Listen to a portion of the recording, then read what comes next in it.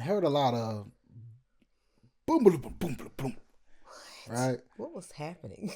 So peep my head out my room, Mm. look down the hallway. Saw mommy kissing Santa Claus. Nah, seeing mommy struggling getting a bike in the house.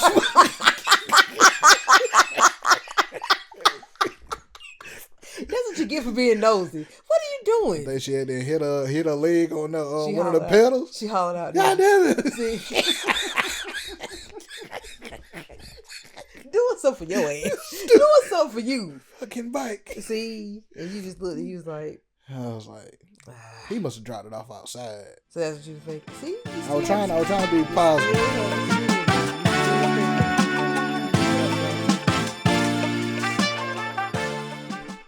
Well, hello everyone. How's everyone doing? This is Small Talks with Tish and Larry. I'm Tish and I'm Larry. And how has your week been? How's everything going with you? And how you feeling? How's the week going so far? Well, week's been pretty good. Mm-hmm. Just started, so trying to get back into the groove of things because yes. You know I had a couple days off. You know what I'm saying. Finally, I enjoyed a that. stretch that I know you was so ready to get to. Oh, definitely. I know that you really enjoyed yourself. We had our first in a while day off, which was Thanksgiving, and it was phenomenal. A lot of cooking going on, a lot of eating going on, and just sitting around and just enjoying each other. It's what Thanksgiving is. It's pretty much made for family, relaxing, and just having a good time. Capital R on the relaxing. Yes, and I could tell you took full advantage of each day. I definitely did. And the thing is, when you finally get that time, it's no exceptions. You must relax. Your body needs that time. True. When you don't have to travel or you don't have to head into work, you gotta get that time where you relax and just let your body just be free, lay down, just enjoy time to yourself, and just pretty much just lounge. As I said, I hope that you did that to the fullest. And I know on the days that I did get to enjoy with you, I know I did. I was readily willing and able to sit and just relax and do nothing. And it makes you feel bad sometimes when you just use the day for that, but it's needed. It's definitely needed. Yeah. Now, I ain't trying to rub it in or nothing. Mm-hmm. But I felt like my 4 days went by fast. I'm just putting it out. I'll tell anyone this, and it's a known fact. Your days off fly by way faster than the days you work. The hours you work. You might look at the clock and think 5 minutes pass, and only maybe 2 seconds pass. Look at the clock again, you think hours pass, 2 minutes pass. It's just like, man, I'm ready to go home. Do you ever catch yourself doing that? Like I was doing that today, and like I did. Made me some boxes over here. Yeah. I went over here, did something else. Went over here, did something else. Went over here, did something else. Looked up at the clock. And I'm like, I know I done burned. I'm killing it. I know I done burned about 20, 30 minutes.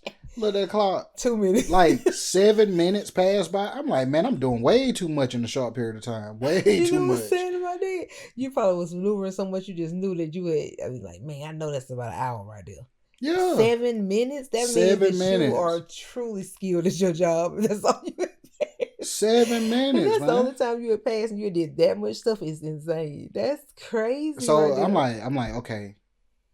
So it's got to be me. So let me slow down and pace myself a little bit. Right. I like when I get to the point while I'm working that I'm so busy I don't have a chance to look at the clock and time has zoomed by. And today was pretty much one of those days, like if you're at a steady pace and it's constantly something going on around you and you're constantly busy, and the time you look and it's hours and past, 2 hours and past, you get a little break in, come back, 3-4 hours and past. It's like, oh man, I'm on my way home. It's like a reward. Now, for me to get an hour pass, that don't happen often. That I can go that whole hour without looking at that clock. The clock is torture. You're torturing yourself with it. I might be. When we can see a clock and I mean, we may not even have nothing to do when we get home. It may just be the fact we just are ready to get there, just ready to leave work. And when you just constantly looking at that clock, No, pure torture. no, don't let me tell you about when the batteries went out in the clock. Work. You were sad when I was sad, but I know it wasn't just bothering me mm-hmm. because somebody actually went and one person went and bought batteries. Yeah. And another person went and actually bought another clock. So everyone's being bothered. What? The person that bought the clock, was that for you to sit at your own little personal desk? And then, like, okay, we was working at the same station. That person ain't me. We was working at the same station. When they moved to another station, tell me why they took the clock. Why wouldn't they? What? You think I'm gonna leave my clock that I bought for me to tell time with to help me get through my day? Oh, we ain't keeping that. But it's at the station that you started with. When I moved, my clock moved. That's my property. Seen that. That's my. I mean, you get your own. You gotta watch though, so you could. I don't know. I gotta watch. Mm-hmm. I still like looking at that clock though. Me at work on the computer, I'll see it and I look up and I look and this I just go in my pocket and I go. Like the phone loop. Time is almost time. I will check my watch, my phone, and still turn and look at the clock. It's some of that wall clock. A wall clock, it have you to choke on. So it's like, it's kind of reminiscent of school where you would constantly look at that clock. Oh man, I used to do it in school. Like you knew 2:50 was the time you was about to get out, and then once you hit 2, it's like you constantly trying to see how close you get to that 2:50. Like, oh god, it's 2:30. Look, I get 2:35. 2:38. Like it's just like it's like I said, it's a school thing. Seeing that clock on the wall. Don't let it be the weekend. You know you got a few more minutes. The buses is revving outside. You about your car ride. You just like, man, I'm ready to get this Saturday. Man. Just to clean up on Saturday morning. I remember getting ready to get out of school and like when my last class was at. This right here was might have been my 10th grade year. So when my last class was across the, you might say across the school from my locker. So I'm in my mind. I'm like, okay, when I leave from here, I got to go cross the school to get to the locker. Okay. And of course, I started just taking my stuff with me. I was about to say, make it a little bit easier on yourself. Yeah, I wound up selling that locker because it was way out the way compared to where my other classes was. That's crazy. Was it did they set you up something on the wrong hall or something? It was one of them things where it started there, like the beginning of the year. Yeah, that's where it started at. Yeah. But it was one of them things. I think when I bought mine, either I bought it too early or I bought it too late. But that's the locker they gave me. And I used to waste mine every year. Never used it. I always carried myself. Didn't have many. Didn't really have to take a lot of books around. So you mostly had like your 3-ring binders and things like that. So they weren't very heavy. Like I didn't have big books to have to carry all the time. So I rarely ever use mine. Man, we ain't use our lockers for what we're supposed to use it for. I don't think Shay used hers either. But I said like when I was in school, like we sold CDs and stuff like that. So we kept like, just. So it was a store, pretty much. Yeah. A storage closet for you, pretty much, to keep your merchandise in. That's why I eventually went on ahead and sold my locker to somebody. Somebody probably definitely appreciated it. It was close for them. Now, what's crazy about it, me selling the locker, thinking back on it, if that person would have got caught doing something out of that locker they ain't had no business, it would have came back to me. And I ain't even that's me thinking on it now. See, that's the thing. We do things and we see the profit in it. And like you said, if that person would have been doing anything, had some type of drugs in that locker. Oh yeah. That's not my locker. Yeah. You would have been in trouble. Wouldn't have been nothing I could say. But it went right back to you. You have to be kind of careful with things that you put in other people's hands because you don't know what they could be doing with it. You just got to do that with trustworthy people. Hopefully you feel they're trustworthy enough. Now, I like your hat. Care to tell us what's special about the hat? Well, last year, me and you were shopping. I don't know if you remember it, but we went to Belk's.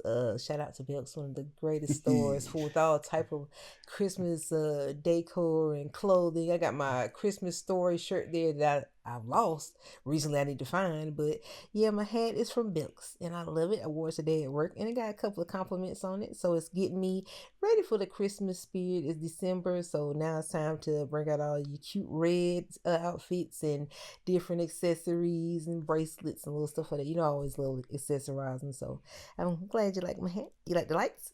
I love the lights. And trying to match the tree today. I on the inside of the hat, is there any kind of like if you sweat in the hat, is it dangerous? I'm glad I'm only wearing it in December so I don't sweat. I haven't had any technical difficulties. It's just like a little battery thing that's in it. But other than that, no, I'm not sweating, so I hope I'm good. Okay. And if I feel like that's gonna be an issue, I'll eventually cut it off because you can cut it on and off. Okay, I'll just make a show. So since we're talking about getting into the Christmas spirit, would you want to go ahead and get into our first topic of the evening? Sure. Let's go ahead and do that. This is about it's a question about Christmas season. It's here and it's upon us. Is there anything that you look forward to now that you also look forward to when you were younger during Christmas time? I just like the idea of Christmas. Okay. Like the night before Christmas, like Christmas Eve, that 12 o'clock midnight, you get to open your present, stuff like that. Like I still like that, even though there's not much I really want. You know what I'm saying? But I still like that feeling of Christmas Eve. Surprises and things, yeah. Not even surprises. It's just the excitement, the vibe. Yeah, the just vibe of being around your family and seeing what you got each other and just pretty much being together. Like it is a good feeling. And like what goes along with it is what's on TV. Like they play a Christmas Story. And my Christmas Story. My mom actually got me started on that tradition, and they play it for 24 hours straight. And I have the TV on there. And I have my Mariah Carey in the background. Boys to Me, all my favorite Christmas songs. I got to get my Christmas list ready too, because I always have one ready for Spotify. But it's just the vibe, like you say, the music and just the season. It's just, for me, Christmas is always a happy season. I know a lot of people don't like as far as it's all the spending of money and this and that. But I always love the feeling of it because it's just, I think for one, it's the spirit of like children thinking of kids, and hopefully, all kids. I don't think that every child has the perfect Christmas or it goes like they want, but I hope that they do. I always just pray any child that is experiencing Christmas is enjoying their Christmas with their family and just being blessed with the things they want and stuff like that. And I also think that the Temptations, like, I don't know, like my mom used to play that. So definitely a classic. Definitely I know she's still gonna play it this year. So like, but I will say, I think December might be I want to say maybe the funnest month for me besides July. Okay. Like, my birthday's in July. December is, like, I don't take December as a serious month. Nah, it's I don't. Just you pretty much does Christmas give you that joy for December? Is it because of Christmas, or is it just in December in general? Is it because you have a child also born in December? I just think it's December. Okay, you just love the month. I just love the month. Like I don't take it serious. Like, you still got your bills and stuff. You know what I'm saying? Of course. But will they be paid? We don't know. But yeah. I mean, some might be a little later than others. They'll be surprised just like we will. So, you are crazy. But January, when January comes, it's like, don't say back to business. Why that can't be the good month? That's my birthday month. Well, January 5th it's like it's back to business now. Right, got you. But yeah, like until right now, I never really thought about it. But yeah, I don't really take December serious like that. Is it because it's also the end of the year, like the year starting over and stuff like that, and new beginnings new beginnings are starting at the end of December? Is that another reason you look forward to it? I don't even think it's that deep. I just think you just love December. I think December is just a fun month for me, and then it flies by. It does. We're already on the second day. Yeah. Third day. Like, it flies by. Oh yeah, like, and honestly, these last few weeks that it has, just not even including like it being Christmas season, it's just been a fast year. It really has been a fast year. So I'm just hoping we have a great Christmas season, and that it's just so wonderful for everyone. That's all I can just pray for. But on to my next question, which I also included in is our Christmas conversation. It's about old Saint Nick, old Mr. Santa Claus. How do you feel about children and Santa Claus? Do you feel that they should know that he's real? Will feel that he's real at a young age, or the idea of having that imaginary imagination, knowing that someone is bringing you gifts and that he could exist, should that still be a part of children's growing up, or should they know that he's not a real person? That's just in your opinion. It helps. I think when I was younger, I used to think that like Jesus and Santa Claus chilled together. I think I had that same thought process. I see what you're saying. Yeah. So like it helps to keep that. You know what I'm saying? Never really gave too much of a care about like the Easter Bunny and Yeah, he was just always the figure that you just. And I think that parents do that for the fun, also for themselves, to have their children feel like he exists. Like, hey, he's gonna bring you this, and he's gonna bring you that, and he's like, man, I never knew someone that didn't know me is gonna get me all this stuff, and it's just exciting to see. So I wonder if just the thought of, okay, this big jolly guy is gonna bring me all this fun stuff. My parents is in on it. They all friends. They're plotting together to get me my gifts. So that's probably the fun part of thinking that your parents are with him, and then they're bringing you all this nice stuff for Christmas. So I guess it is still fun to think that he does really exist. And I remember I used to ask my mama like, where you know Santa from? Like, I never asked her that. I never questioned it. I just know they would always say the little scary story like, hey, you better not be up when he's about to come in. He'll spit in your Yeah, eye. he'll spit snuff in y'all, whatever it's called, or he'll put coal in your stocking if you be bad. He was thinking, man, he's rough, but I guess if I'm good, I'm gonna get everything that I want for Christmas. I go to bed early, eyes be shut tight to make myself go to sleep. When I was little, then I would wake up and there would be a big letter on the table. Two big chunks of cake would be missing, and a beautiful letter would be written to us telling us Merry Christmas and how good the cake was, and all our stuff would be. I think that's another beautiful thing about Christmas is how how the lights would shine off your gifts under the tree. That's how my mom would have it set up along with the thought of Santa bringing it, and that would be just the most amazing memory. Like it truly was. So I would have to say, I do think just having him as a thought, or just thinking he did it, is fun as far as having him as far as Christmas. Yeah. Like I said, I think it helps. It definitely helps the parents to kind of keep the child in line. You know what I'm saying? Because like, okay, if you ain't listening to me, all right, keep on acting like that. Santa ain't gonna bring you nothing. You know what I'm saying? Oh, so he keep the kids in check. Yeah. That could work all year long if you think about it. Until they get enough to find out. Now, if the child being bad in like February, March, is one of the things. You're just bad. Yeah. That's all there is to it. But trying to use Santa is not really gonna work. You know what I'm saying? But because you got so many months to go. Yeah, when you get to like that August, September, all right, man, you ain't gonna get nothing for Christmas. Now, this is my question. Anybody who worked at the post office, like 20 years ago, right? They didn't get your letter later. Where is all our letters, man? What did y'all do with our letters? If it wasn't going to Santa, what did y'all do with our letters? Bonfire. Like, man, I used to bug my mama to take me to the post office. She took you. Yeah, so I could drop my letter in that big ass. They had a big ass thing like a present. So there was a box. Yeah, it was a box. What? I never knew. I know I did it at least 3 times. It probably was discarded. I ain't gonna lie to you. Man, where's my letter at?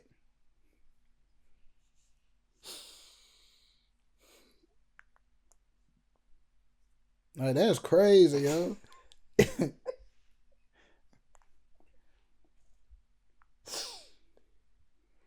You think it's funny? I'm only laughing because I never got to put. I didn't even know the box existed. Yeah, it would ain't tell me nothing. It'll be a big box at the post office. She told me nothing. At least you got to give a letter. I gave nothing. I never knew there was a box. Yeah, but if the letter ain't going nowhere, who got it?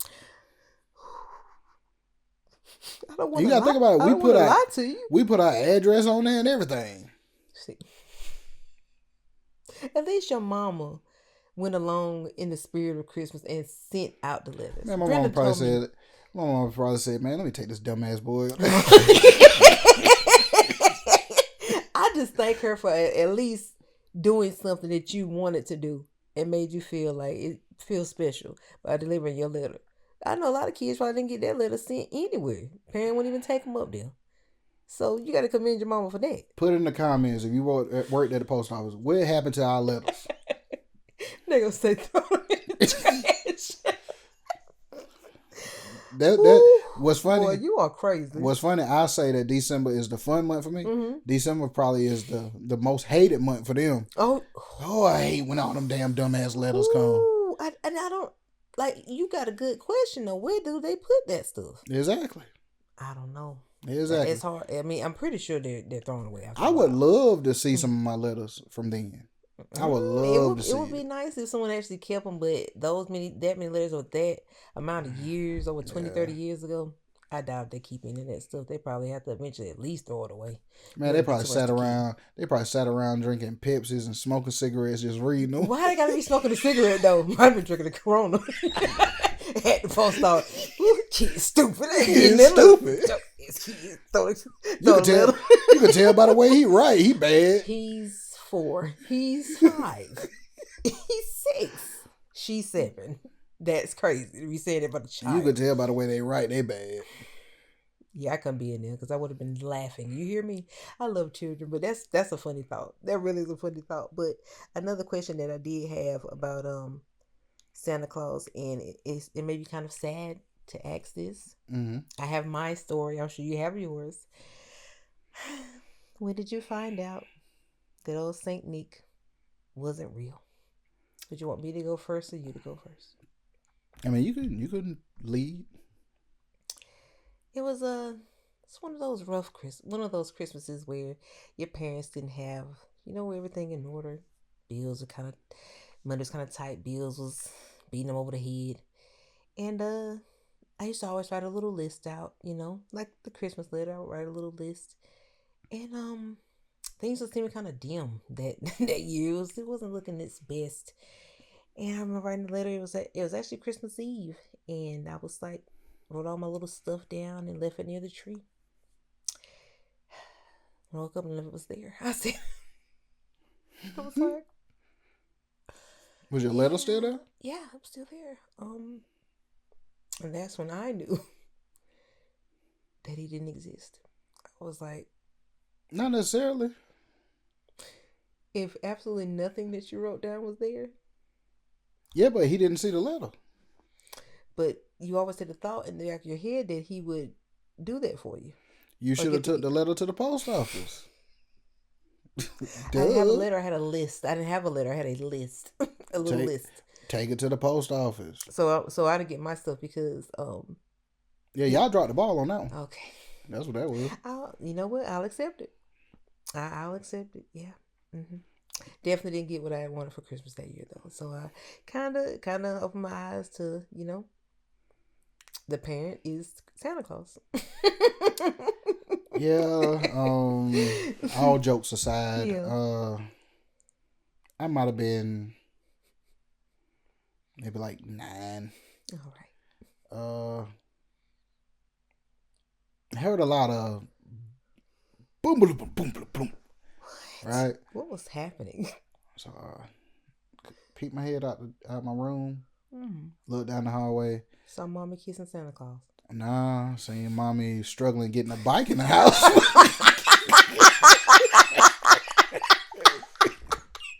That's what you get for being nosy. What are you doing? Then she had to hit her leg on one of the pedals. She hollered out. God damn it!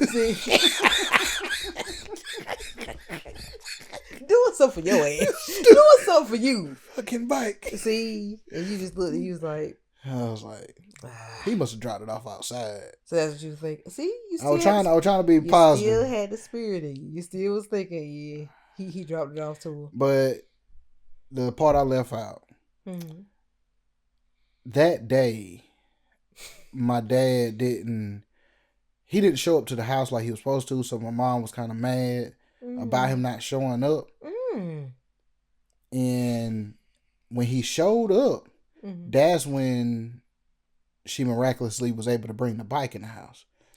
So for her to be mad, I just put two and two together. Like, so he had the gifts all like in his trunk. But had you seen him any earlier that day? Nah, she was mad that he wasn't there. Okay, got you. I don't know where he at. Like, so he had the things, he had to bring them to her. Yeah, and it was like, why you so mad? Yeah, why you so mad? Like he come when he come. You know what I'm saying? Trying to get the stuff in order. Trying to get the stuff so that she had stuff for Christmas or whatever. Yeah. But yeah, it was that day or that night that I was like, yeah. You put two and two together. Put two and two together and got 5. Because at first I was saying, yeah, Santa might have dropped it off outside. Yeah. Then I was like, when is my dad Santa Claus? I was like, nah, he too skinny to be Santa Claus. That suit will be baggy on him. You ain't got a lick of common sense, okay? So I know my daddy ain't Santa Claus. So you just put two and two together like he dropped off my gift. Yeah. Yeah, and two and two that make 5 be hurtful. Yeah. It be kind of hurtful. Then when you pay attention to like different conversations, like I've been around during conversations I probably shouldn't have been around. Being eavesdropping? Nah, I'm just there. Like, when my mom would go pay bills, like I knew how to pay bills when I was like 10 years old. Just because I'm there. You know what I'm saying? And I'm paying attention to what's going on. Right. The conversation that's being had and stuff like that. So that's why, like, I felt like I kind of grew up fast based on the things you're around. Yeah, based on seeing how she conducted business. You know what I'm saying? Which isn't a bad thing. It's not a bad thing to know that type of stuff at an early age. But that also let you know, Santa Claus ain't real. Oh. You know what I'm saying? Didn't know that was gonna come back around full circle to the Santa Claus conversation. Santa Claus ain't real. Hey man, I told you when I finally did see a hard Christmas. And the realization that he didn't exist, it didn't take anything away from my mom, though. It still let me know. I mean, even though she may have fell on a hard year that year, she had done so much before that shoot. I mean, you realize, hey, now we acknowledging who the real Santa Claus is. But pretty much that's what it pretty much brings you to the point of knowing that your parents do what they can for you, and that's all. That's the most important thing. And I've heard like recently, I've heard parents say that they don't even start with the whole Christmas stuff or the Santa Claus stuff because they don't want the child to not understand that why certain things didn't happen. No. They don't want the child to not understand that the struggles and stuff they got to go through to take care of them. Okay, like it's not no imaginary no imaginary man that's coming out of the woodwork to bring you all these gifts. No, me and your dad did this, or me and your mom did this. You know what I'm saying? You can't fault them for not even getting that started either. Yeah, that's true. That's true too. So the parents that do decide to say that's not a real thing, I do that for you, they not wrong. They not wrong either. But we can move forward from the Saint Nick conversation. I did enjoy that a lot. We could go into your favorite. Before we go, I think I'm gonna ask you this already. The colors that Saint Nicholas wears. Do you know when that started? No. Do you know when Santa Claus started, or who started Santa Claus? I think you had told me. No, I don't know who started. I think you did have a conversation with me a few weeks back, but I'm not for sure. I can't remember. Coca-Cola.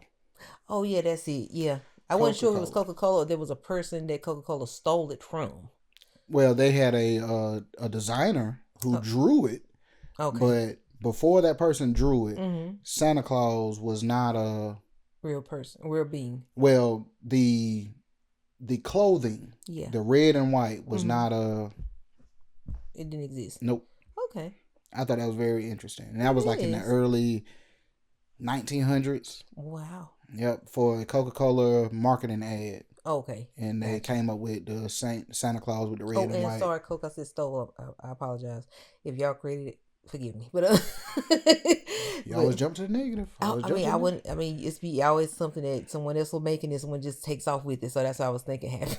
It makes me wonder, is that person who was the designer of that? And of course, it went on to. It's a worldwide thing. Worldwide, I'm pretty sure billions and billions of dollars have been made because of it. Of course, yeah. And when is that person's family being taken care of? If y'all know the answer, please put it in the comments. I don't think you can. One family can claim the likeness of him because it's a worldwide figure. If my great granddaddy drew it, oh yeah, we deserve something. That's like the Easter money. we could move on. That's just something to think about, though. I guess we'll go into. Let's start with Petty Fitty. Oh, Petty Fitty. I hear he has a Netflix documentary that's out now dealing with P. Diddy. From footage that I'm assuming wasn't supposed to be released, but he got his hands on it. I'm just gonna ask. Is there something we don't know that Diddy and him had beef with? Besides the woman, it's got to be further than that. Besides the baby mama, why is 50 so bent on continuing? The man is already in prison, continuing to do this to Diddy. What is this? Where do I start? And I'm going to watch that. I think it's already on Netflix. I'm gonna have to check it out. Then they're trying to send a cease and desist for that as well to Netflix. I'm not sure how it's gonna work out for them. Okay, the issue with 50 and Diddy. Diddy tried to sign 50 when 50 first came out. Okay. He didn't sign him because 50 wound up signing to Eminem and them. Okay. But he also wrote for Diddy. If I ain't mistaken, what was that album? Oh, we ain't going nowhere. I think 50 wrote Diddy's verse on that. Okay. Or he wrote Diddy's verse on the one with Loon. The girl, I Need a Girl? I Need a Girl. Okay. It's one of those songs that he wrote Diddy's verse for. So he's tied into Diddy as a writer. Okay. Diddy told him he wanted to take him shopping. Right? That's where that starts at. Feel like, you know what I'm saying? Okay. No man shopping for him. Yeah. All right. So then you go from that to 50 beefs with Rick Ross. Rick Ross winds up getting Diddy as a manager. Oh, yeah. When it first came out. Okay. So you already know how 50 roll. You know what I'm saying? Anybody who's connected to an enemy of his. Now his enemy. Not my enemy. Yeah. All right. 50 tried to sign Mace. Diddy tried to overcharge 50 for Mace. Maybe it goes back to that. Yeah. Because 50 wanted to sign him. He thought maybe he could get Mace for couple $100,000, something like that. Right. Diddy want $2 million. Oh man. 50 says Mace ain't worth $2 million with $2 million in his pocket. So it goes from that.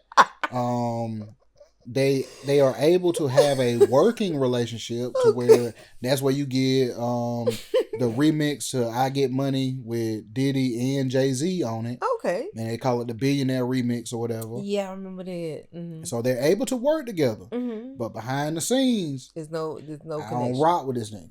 Okay. You know what I'm saying? So fast forward, we get to 50's baby mama. Mm-hmm. Oh. And Diddy basically had his way with her. Sluttered her out.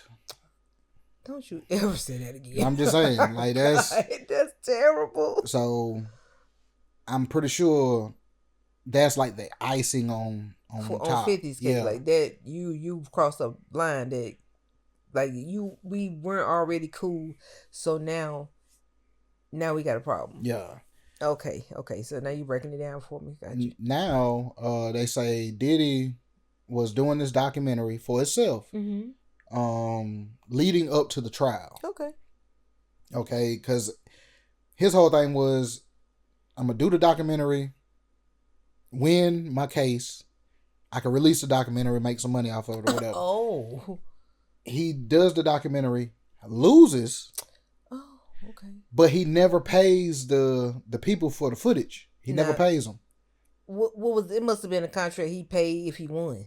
Or you supposed to be paying him anyway? Yeah, he probably. That's the way people with money do. Like Donald Trump, they say he do that all the time. He do what? Get people to do stuff and don't pay them. So these are hood people here. I mean, they're very hoodish. It's grimy business tactics. It is. And you got money. Got money. So they say he did not pay the people. Mm-hmm. So the footage, the people just stuck with the footage. Now you let somebody like a 50 find out that you got all this footage. They definitely put that bug in his ear. Definitely put that bug in 50's ear to get paid from all their probably the work they put in. So and shout out to academics, because like I seen a lot of this information I'm about to say came from what academics said. Okay. All right, Netflix. Academic said what he think is Netflix knew about the footage because it could have been some people that work with Netflix or whatever. Right.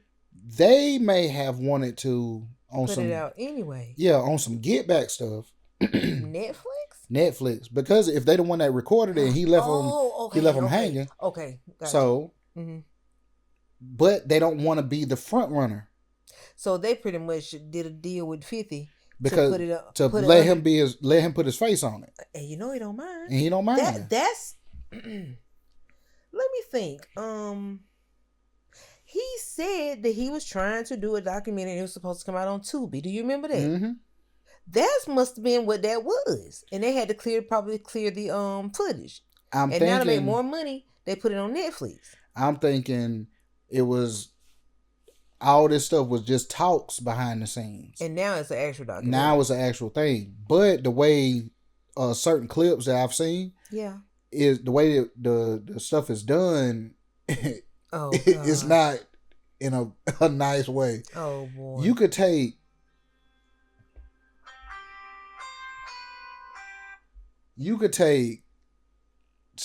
small things that people say, a whole sentence, chop up the sentence. Oh boy! And make it sound a certain way, and that's what they saying happening with a lot of the clips. Oh, but so this is not even a real... No, it's the real thing. It's just chopping... done things to it to make it, I don't know, I guess fit their narrative. Yes. Got you. Yes. Oh, boy. Because they showed Diddy, he was out there shaking hands and stuff, and it was like, because 50 did an interview, and Diddy was out there shaking hands, and Diddy was like, yeah, man, I feel like I gotta go wash now, man.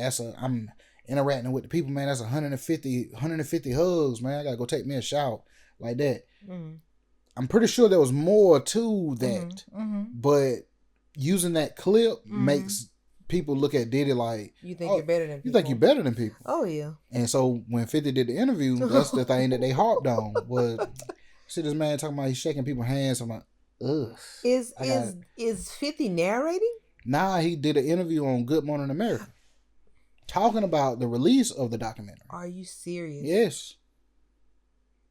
Yes. It's crazy.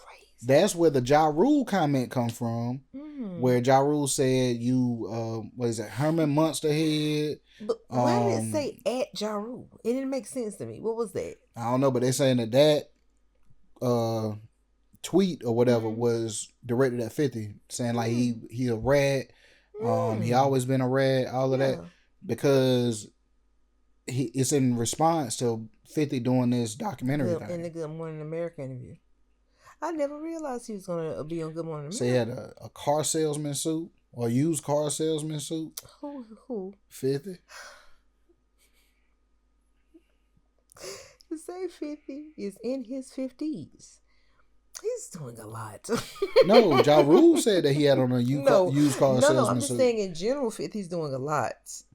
A lot. Like, I would think after a certain age that you don't have any, get back schemes still going on. But for him, it's like it gives him joy if he can continue to pummel whoever his enemies are until it's nothing left, he is not going to stop until you're just done. And this is definitely proof. And I knew it was proof that he didn't care when he didn't even care when Herb Gotti passed at all. Oh yeah. Said we're smoking on a pack. I said 50 has officially lost his mind. Like he's lost it. And I love 50. But that's someone I would never, ever in life want to be on their bad side. That's the type of person I don't want to meet in life. That's the type of person I don't want to have any ties with, because you don't know what you could do to set them off at any time. One thing I say is 50 lets people know where the line is. Yeah. Like, before this, a person probably would have been like, yeah, that's going too far. 50 doing it now is letting people know, okay, it's okay to do that. You know what I'm saying? Yeah, I just think that he doesn't have any boundaries when it comes to disrespecting his enemies. None. Like, and some people be like, well, okay, they been through this and that, I'm gonna leave it alone. No, 50 is gonna keep on going and going and going every chance he get. Look at how he did that young guy that was working with him on that show. He's finished the show completely just because of a picture his father took with Rick Ross. You ended the whole show because of that. I seen something recently. Insane. I seen something recently about that, saying that they sold their life rights for $50 million, but I ain't dig into it. Oh, talking about the Meech guy? Yep. Wow.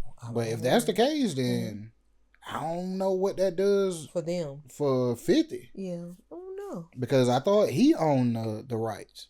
I knew. Why would you sell something like that? That's crazy. I don't know, but yeah, like I say, I don't want to ever. I gotta find out what 50 sign is, because I don't want to deal with nobody that's that rough. I don't want to get on their bad side at all. At all. You know 50 don't care. Oh gosh, no. He proves that every day. What's the famous line?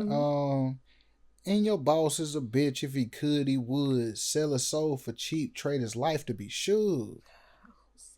50. Who is he talking to? Ja Rule and Irv Gotti. I you can buy cars, but you can't buy respect in the hood. They're proof he won't stop, and Diddy's definitely proof he won't stop. And poor the Meech boy, gosh, like he just, I don't think he's gonna get a chance to even act anymore behind what his father did. I hate that for him. You shouldn't have to suffer because your dad took a picture with somebody. That's crazy to me. Took a picture with the enemy, and he was just turned you into an enemy. Turned him into an enemy that quick. And y'all probably were fine before this man got out of prison. Yep. That would piss me off. Because 50 gave him a big piece. That's how you knew 50 cared about him. Gave him a big piece. And like even when he gave him the piece, he was like, now don't you be wearing that everywhere. Yeah. Like he was talking to him like it was his son. He was like, man, don't you be wearing that everywhere now. My daddy would piss me off for that. I'm sorry. I might be like, Dad, you know what? Ooh. you might have a conversation with your father, but you ain't going to do it publicly. Yeah, like I know he hates that. Like you got to stand with him publicly. But I know he hates it. I know he hates that. And I guess we'll move on to our next subject. We're not going to give any spoilers. We're not going to give any spoilers. Okay. But how are you feeling about season 5 of Stranger Things? Man, I'm feeling good about it. I feel like I waited 3-4 years. You did. Oh. I think I may be wrong. I think it was around maybe 2021 when the last season came out. Man. It's been a minute. Like these first 5. And yeah, we watched all 5. Oh, yes. These first 5 has been... Yeah, chef's kiss. I'm hearing people at my job say they're going back to start over to season 1 just to get the gist of everything so they can build up to this season right here. Let them know that episode 1 of season 5 gives you a recap. I didn't tell them that. Maybe when I get they've already started, so I might be too late. Like I was talking to somebody at work, and they were saying that I asked them about the Stranger Things. It was like, well, they're waiting on their wife to go back and watch all the seasons so that they could watch it. I said, episode 1 of season 5 gives you a recap. Yeah. I didn't know that. It's too late. Watch they gotta watch it 2 full months before they get to season 5. how do you feel about seeing those children grow and become these amazing actors and actresses? They've been awesome. Like they're amazing actors. They really are. To be so young and now they're adults now. That's crazy. I thought, I mean, them personally, great. You know what I'm saying? Like they're doing amazing. You know what I'm saying? But my whole thing that I was paying attention to was where is the writing gonna go now? I don't know. Based on how the last season left off. Like these first 5, I didn't think it was gonna go the way it's going. Yeah. You know what I'm saying? And I'm like, okay, so they did figure out a way to still make it interesting. They did. They really did. I was angry because I was like, this is looking like it's gonna be like a boring intro, but they got into the action real quick. They really did. And I think everyone's waiting for Christmas Day just to see what these next ones gonna hold. I just gotta give them their credit. Season 4 was amazing, and this one is starting off amazing too. It's like I just give them thumbs up. It's really, I just love seeing just how stuff is playing out and just seeing how the different characters have grown. I just don't know what to say about that. Like I would hate to see it come to an end, because I think I'm thinking they're saying this is the last season, but and to see that my child grew up with this show, that's crazy to me. Like I've never had a show where you go from being a little kid to now you're an adult and remember every season. And she put us onto it to watch it. It's just like it's just crazy. I remember when we was binge watching, because we didn't start off with it. We binge watched. I think it was like before the 4th season came. She had us binge watch from the first season to that 3rd, and it was like, yo, this joint right here, hype. I'm telling you, and to be in my 40s enjoying a show that you would think would be for little kids or teens, whatever, I've loved it. Since she's showed us the different, I just didn't expect so much. Now it's like, first when we first were watching it wasn't as much gore. I'm very shocked now to see that it's like they're knowing adults are watching now. It's like, hold on, this is getting crazy right here. I had to turn my head a couple of times, like, whoa, what's going on? So that shocks me as well. Like, it's like, I know it's teens watching and things like that, but some of the scenes was like, man. But like I'm enjoying that because it makes it's not kiddie. Oh, it's definitely, they've passed that. I guess they probably passed it now because they're adults now too. So that's probably why they're probably knowing their audience is becoming more like adult people watching it as well. So it's like they ain't doing no sugarcoating. They just getting right to the nitty gritty with some of the different scenes and some of the different blood and just unexpected stuff that you see. Now, do you want to give predictions? Predictions? Or you want to hold off? For those that haven't seen, I'm going to hold off, but I'm not going to say who. I just feel maybe a character might pass away. I don't know which one though. I mean, that's a given. I mean, it doesn't have to be a given. I'm hoping it's not a given, but hell, I thought one was dead already. Then he popped up. You know, but yeah, I'm hoping now. But I don't know. I sense most likely a character will leave or die. But I hope not. I got my fingers crossed that everybody will come out unscathed in this. If this was a real story, mm-hmm. and you was a part of the story, would you have moved? So long ago. Like I couldn't have. I don't feel I could stay in the same area knowing I'd seen a creature like Vecna. I couldn't imagine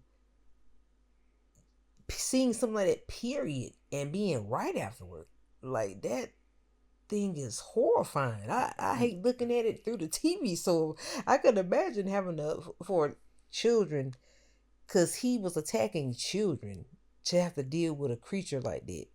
And then to go on to try to live a normal life, to even be able to function in the real world. That's terrifying. No, I could not have stayed there. Not in the same city that the stuff was still happening in. Yeah. You saw the army was just in the area just like it was nothing. And it makes you wonder those scenes always make me wonder, what has the military seen that lets them be so comfortable in certain situations. I know they do have fears sometimes of certain things, but they actually go through things like that. It may not be on that scale of being scary, but they go through stuff that we wouldn't be able to deal with every day. That's something else. Like I said, yeah, in that situation, I would have had to leave that town long ago and pray whatever that is didn't find me after I left. It would be too much. Right. It would be too much. Like, I know I would have been taught my mama into leaving. Because unless you're sticking around because you feel you can't leave before you destroy whatever's there. That's the only reason I would see you would stay there. Not true that. But nah, staying in a situation like that, no. That's too much. Give us an episode or two, and we'll give our predictions. Like, I really can't go too deep into it because I ain't want to. We don't want to give any spoilers for those that may not have seen it yet. Well, I'm sure a lot of people have seen it by now by the time this airs. But yeah, it's a good season. So if you haven't gotten into Stranger Things, the 5th season yet, definitely check it out. It is very, very good. And I guess we can finish it off with your favorite topic of them all: boxing. A little bit of sports to finish out the night. Your boy Alexander Usyk. Now this right here is hot off the presses. This is hot. Take the floor, sir. Hot off the presses. Off the presses. Usyk did an interview. They asked Usyk basically, what's next for you? Okay. Because he's sitting, he's waiting. He's waiting. Right? Gotcha. Usyk responds, and I sent you the video. Mm-hmm. I may play it during this. Okay. I may play it. Usyk says, I want Deontay Wilder. Oh my God. Oh. They said Deontay Wilder. Wilder. He says, very dangerous. I want that fight. I say. In your core, how did you feel? What did you Man. You got nervous then? Nah. You excited? Excited. I'm like, anytime. Like Deontay Wilder, we know. Like, that's my boy. Shout out Deontay Wilder. Always. I'm sure you're going to have the picture for everyone. Oh, definitely. It's probably going to be you sitting right here. But anytime, like, you've been out of the top of the contenders, you know what I'm saying? You've been out. Like, you had some downfalls, right? The person who's sitting at the top of the mountain is saying, I want to fight you. Like, that's who I want next. I want you next. That's an alley-oop. Only thing Wilder got to do is dunk it. He gonna have to get his training to try to get it as best as perfection as he can. Because I've seen this guy. I've seen the footage you showed me, and I've seen what he's done to many opponents.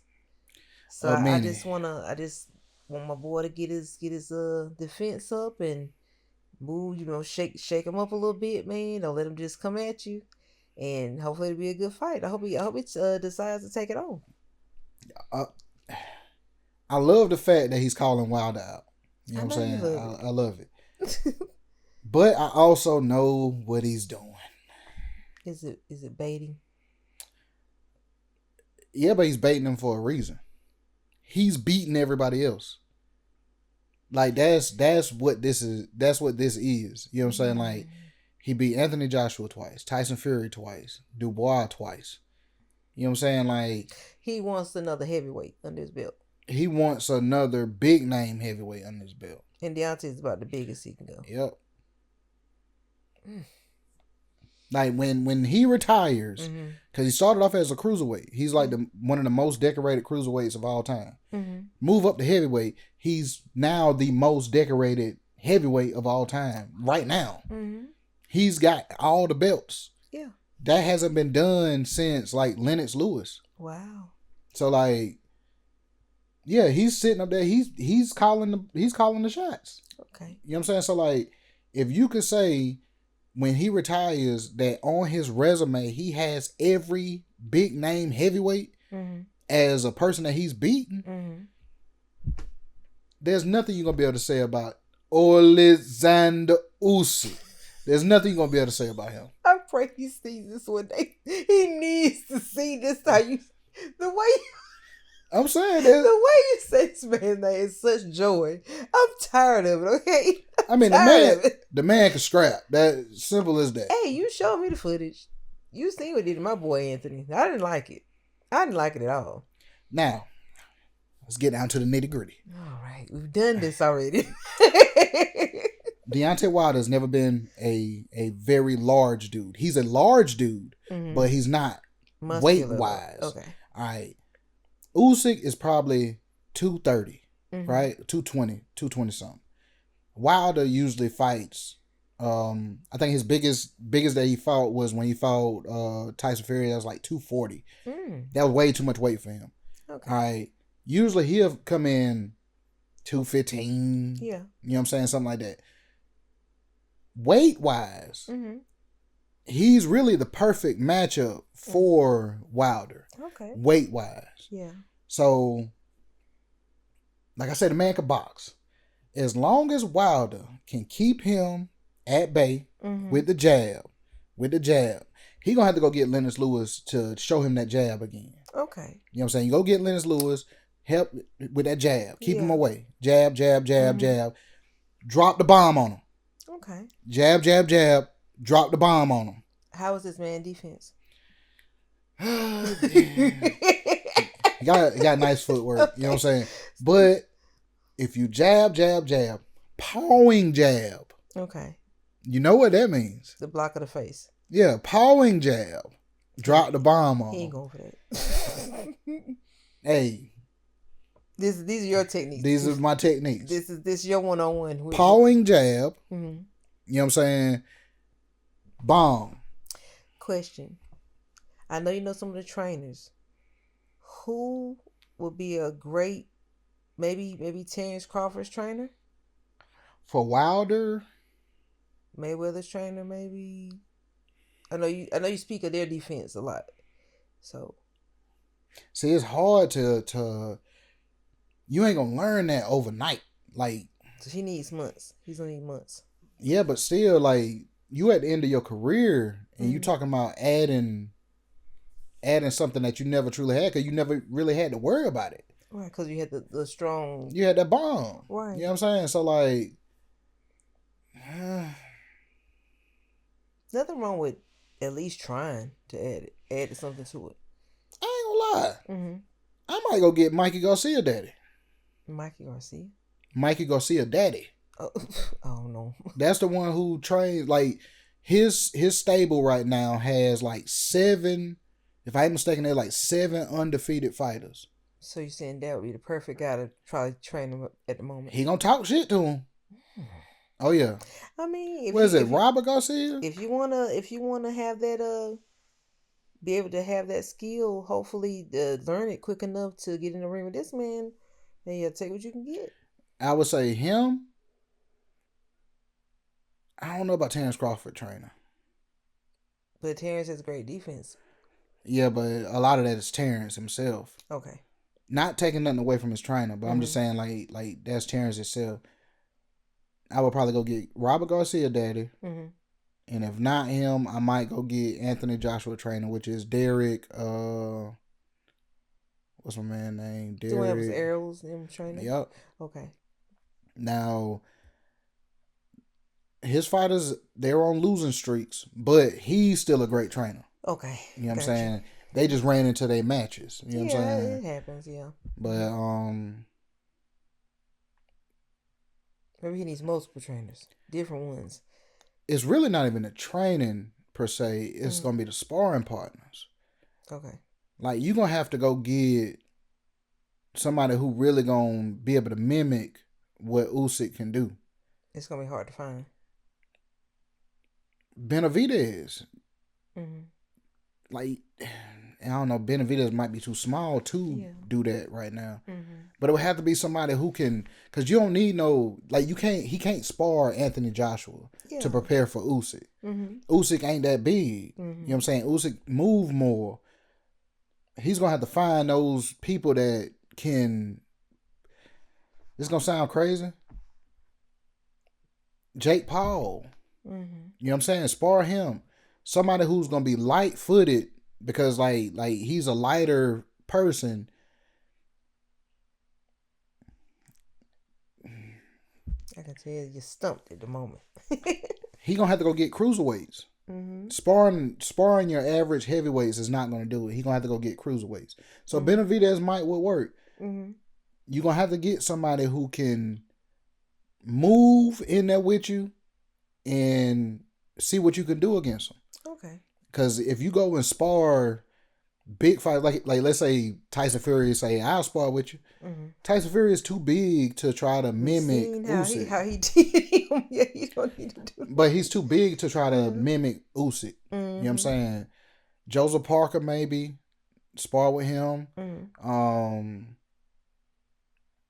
Like he's gonna have to put that work in as far as sparring. That's where everything gonna come together.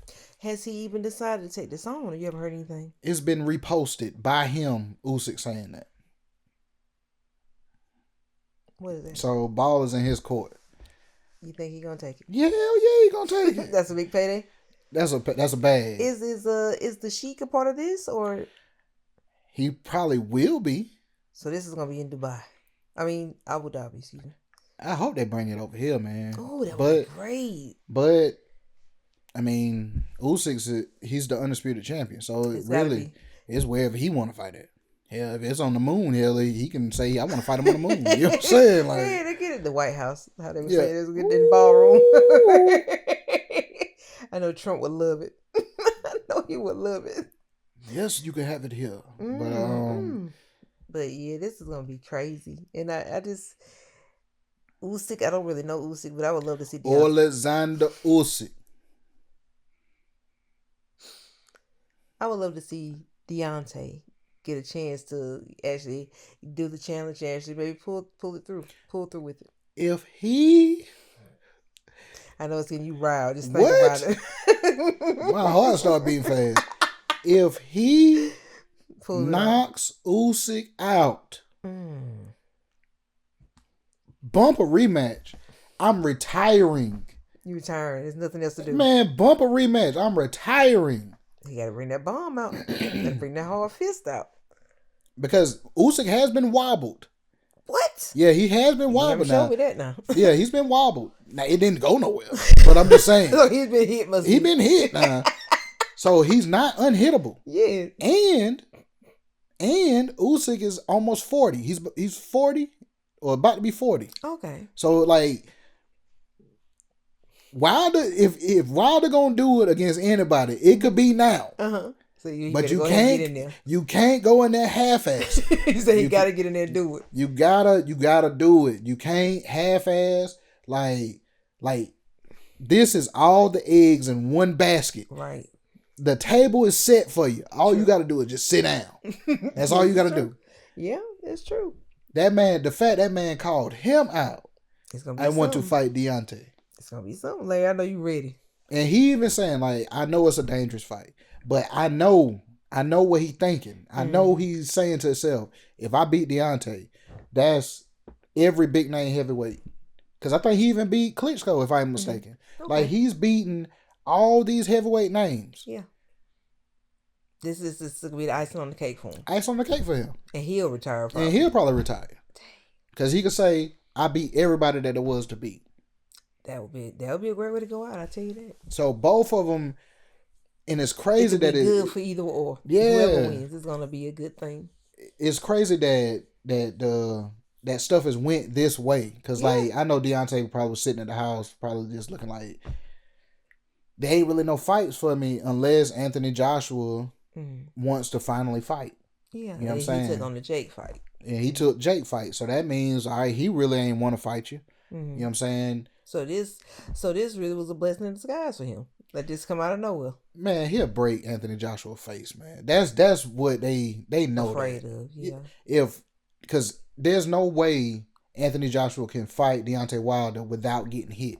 Mm-hmm. If he gets hit, it's not going to end well. Yeah. And no knock to you, Anthony Joshua. I just know Deontay Wilder hits hard. Mm-hmm. You know what I'm saying? Right. So if second, third round he make contact with Anthony Joshua going down. Yeah.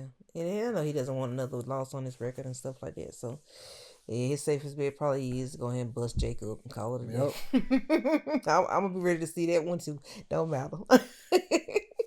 Now you better not let Jake hit him. Man, please. They say Jake hit hard. He is not gonna get no lick off on Jake. Jake is not gonna get a lick off on Anthony. Nah. Like you can't go a whole fight and not get hit. Mm-hmm. Like that's the whole thing. But man, I'm super excited. I know you are, Mr. Larry's corner, boxing corner. When I heard that, I was like, "Oh my goodness!" It did something to you, didn't it? Like I say, when we get off of here, check your messages. You know I am. You know I am. The fact, like he sat up there and like you could hear the accent and all of that, and he said, "I want to fight Deontay." I was like, "What?"